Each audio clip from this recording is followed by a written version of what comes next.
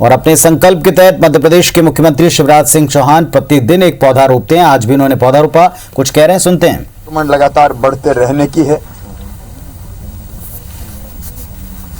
बड़ी संख्या में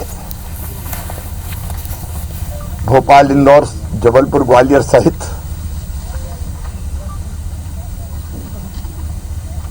सक्रिय प्रकरण आ रहे हैं। बढ़ती हुई संख्या को देख के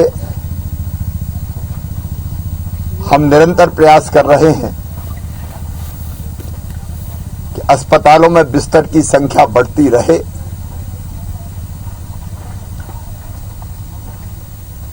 आज ही मैंने दिल्ली बात की है।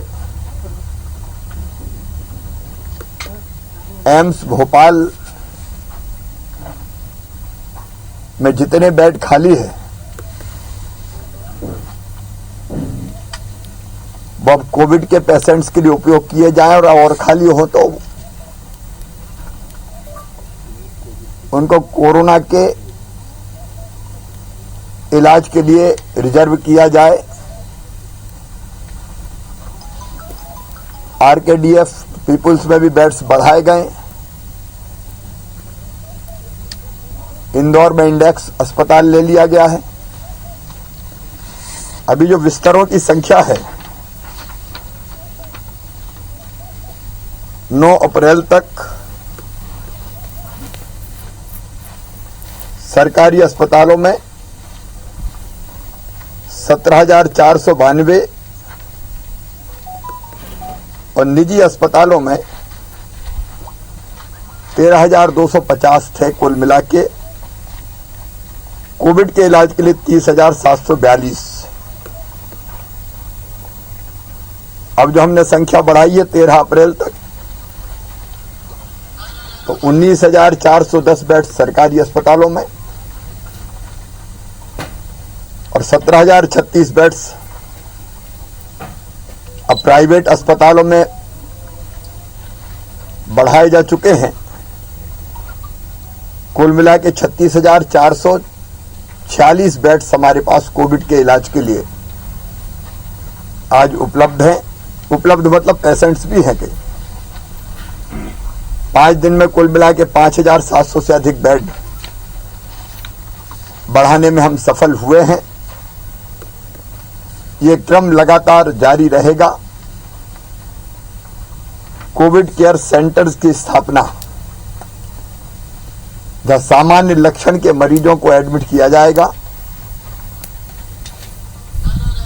अभी 52 में से 43 जिलों में कोविड केयर सेंटर प्रारंभ कर दिए गए हैं,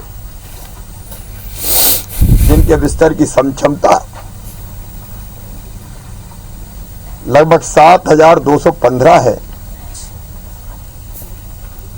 और सामान्य या कम लक्षण वाले पेशेंट्स के लिए अलग अलग जिलों में संख्या थोड़ी अलग अलग हो सकती है, लेकिन कुल मिला के 4,847 बेड्स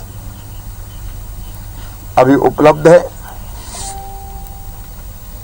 अभी 9 जिले बचे हैं जहां भी कोविड केयर सेंटर बनने हैं। आज मैंने सवेरे से अब तक लगभग हर जिले में जिला प्रशासन से चर्चा की है,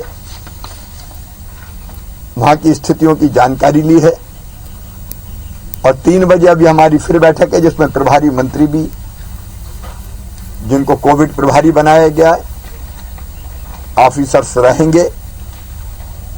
हम फिर आगे की स्थिति पर बात करके जो आवश्यक कदम होंगे वो उठाएंगे। ऑक्सीजन की उपलब्धता, क्योंकि बेड्स तो मिल जाए लेकिन ऑक्सीजन चाहिए,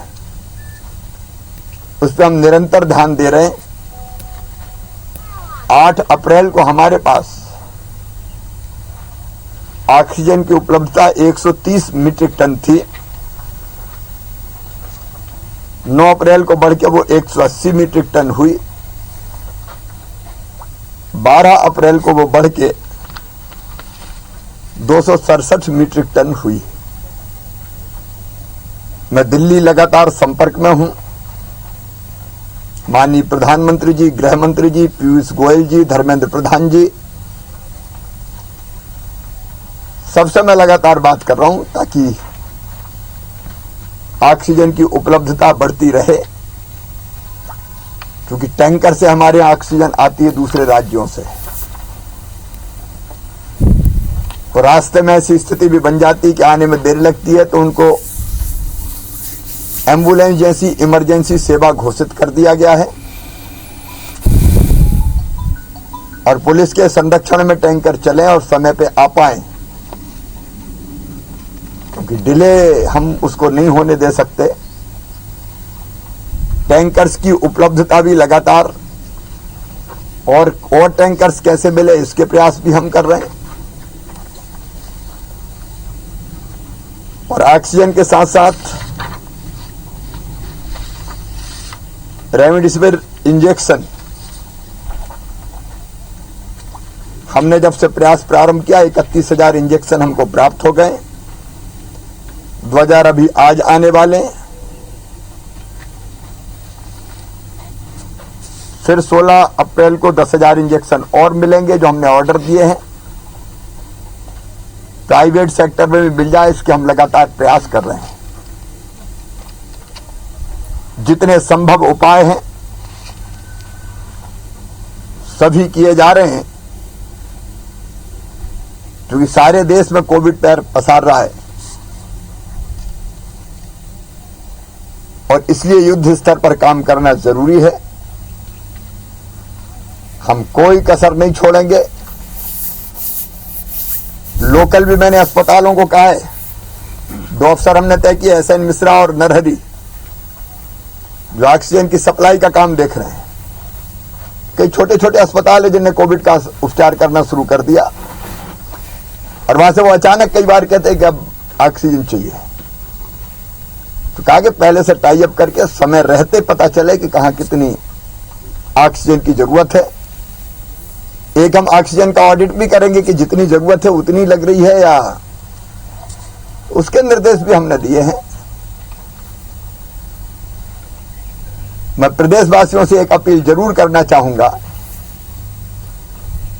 कई जगह कोरोना कर्फ्यू लगा है। जिला प्रशासन ने क्राइसिस मैनेजमेंट ग्रुप के साथ मिलकर लगाया है, जनता की भावनाओं के अनुरूप। ये स्थिति ऐसी है जिसका सामना पहले देश और दुनिया ने कभी नहीं किया। हम कसर नहीं छोड़ेंगे, लेकिन संसाधनों की सीमा होती है, इसलिए बेहतर यह है कि सब अपने स्तर पर कोशिश करें कि संक्रमण बढ़ने से रुके। इसलिए मैं ग्रामवासियों से अपील करता हूं कि अपने अपने गांव में वो बैठ के तय करें कितना शहर जाना है कितना नहीं जाना है। जरूरी नहीं हो तो अभी नहीं जाए, अवॉइड करें, नहीं जाए। शहरों में रहवासी संघ तय कर सकते हैं, कॉलोनीज तय कर सकती है कि हमारी कॉलोनी से कोई अनावश्यक रूप से बाहर नहीं जाएगा। यह संयम रखने का समय है और सबको साथ मिलकर चलने का समय है और इसलिए मोहल्लावासी, जिम्मेदार नागरिक, कॉलोनी के लोग, रहवासी संघ, अलग अलग जितने संगठन हैं, मैं कल से अभियान शुरू कर रहा हूं, सब संगठनों से बात करूंगा अलग अलग। अब कोविड केयर सेंटर चलाने के लिए मैं स्वयंसेवी संस्थाओं को भी अपील करूंगा कि वो आए कोविड केयर सेंटर चलाएं, जहां बहुत ज्यादा कुछ नहीं लगना है, किट रहेगा और एकदम जिनके लक्षण नहीं है ऐसे पेशेंट्स अगर घर में होम आइसोलेट नहीं हो सके तो वहां रह लें। पब्लिक पार्टिसिपेशन चाहिए। इसका अर्थ ये नहीं कि प्रशासन काम नहीं करेगा, जी जान लगा देंगे, जब तक सांस है तब तक मैं काम करूंगा, लेकिन व्यापक रूप से जनता के सहयोग की जरूरत है इसमें। और इसलिए समाज से भी, स्वयं से भी संगठन निकले। मुझे खुशी है कि कोरोना वॉलंटियर सब निकल रहे हैं, उनकी ट्रेनिंग चल रही है। स्वास्थ्य आग्रह के समय जो हमें मिले थे जिन्हें अपने आप को रजिस्टर कराया है। और मीडिया के मित्रों से भी अपील है कि स्थिति संकटपूर्ण है, लेकिन कोई कसर नहीं छोड़ेंगे। आप भी कोरोना संक्रमण रोकने के लिए जन जागरूकता पैदा करने में और जनता में विश्वास बनाए रखने में कृपया करके सहयोग कीजिए। सर ममता बनर्जी को चुनाव आयोग में सर जबलपुर में सर वो धरने पे भी बैठी है। अब ये जबलपुर से तस्वीर आई सर, महिला पुलिसकर्मी उसके साथ बदतमीजी की गई है। तो मुख्यमंत्री शिवराज सिंह चौहान को आप सुन रहे थे। उन्होंने कहा कि कोविड को लेकर सरकार अपनी तरफ से पर्याप्त इंतजाम का भरपूर प्रयास कर रही है। जनता में विश्वास जगाने के लिए मीडिया भी काम करे, लोगों के बीच भरोसा बनाए और लोगों का साथ सरकार को चाहिए। ये बात प्रमुख तौर पर वो बता रहे थे।